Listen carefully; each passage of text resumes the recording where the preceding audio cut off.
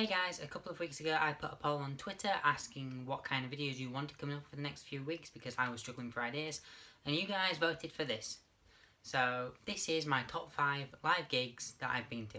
I am restricting it to 1 gig per artist, and just because an artist was supporting someone, I'm classing it as a separate gig, if you get what I mean. So at number 5 we've got As It Is supporting Sleeping Arms on the Madness tour. It was the first time I'd seen them. They're like one of my favourite bands. They only played a few songs as it was just a support, but they played them all well and I had fun despite the fact someone was crushing against my arm, and the atmosphere was great. Like, even though they were a support band, there was a lot of people in the audience who were there to see them, so yeah, it was fun. At number 4 we've got Emma Blackery, who was supporting Busted on the Pigs Can Fly tour. In fact, that was this tour. Okay, sing with me. 1, 2, 1, 2, 3. So you go and tell my friends that you wanna make amends, but I don't have time for that. So I guess that it sucks to be you. It was my first time at an arena gig. It was in fact my first artist at an arena gig. Never mind my first time at an arena gig. 3/4 of the set list was from her new EP, which was unreleased at the time. However, like, I had fun listening to them.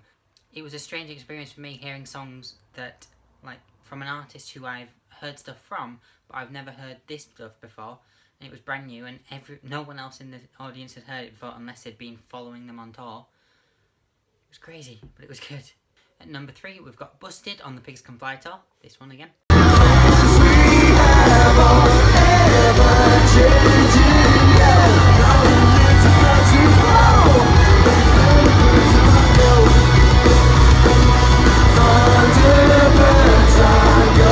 It was a mix of nostalgia and euphoria for me.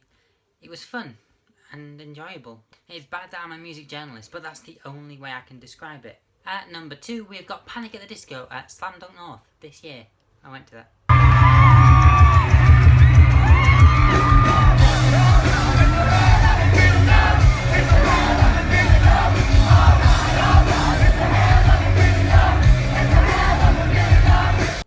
It was quite weird for me because it was the first gig I'd been to where, like, I was really not well, but, like, I'd paid a lot of money to go to Slam Dunk and I was not missing it for the world. I've been waiting all day for Panic at the Disco because a lot of the bands that I'd seen were considerably underwhelming. And then as headliners they put on quite a show. Like, there was pyrotechnics and all that stuff. Brendan Urie is an amazing frontman. Like, every time he does something the crowd just screams, including me. So it's time for some honourable mentions. These were considered for the list, but they didn't quite make it. That is Sleeping with Sirens on the Madness tour, which was back in March. And also Bry on his tour this year in April, which you saw some footage of if you have seen my Vida. So at number 1 is Patent Pending on the tour that they did this year as well in April, which was in my Vida. You've seen it before.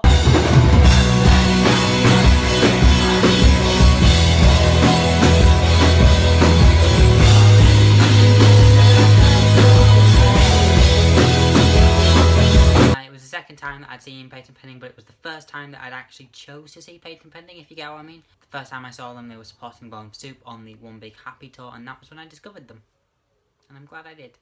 This time it was also the first time I, like, got involved in crowd activity. Like, normally I just sort of stand there like, yeah, awesome, sing along to the words. But I was jumping and everything for Patent Pending, and, like, I've never done that before because, like, I get really self-conscious at gigs.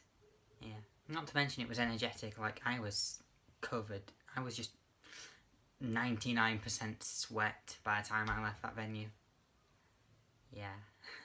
Pretty pictures. But yeah, that's all I've got time for this week. This might be the last video that I do here, because I'm moving out next week, which is going to be pretty awesome. But yeah, if you did enjoy this, please give it a thumbs up and subscribe to see more. And also, if you do enjoy it, share on social media.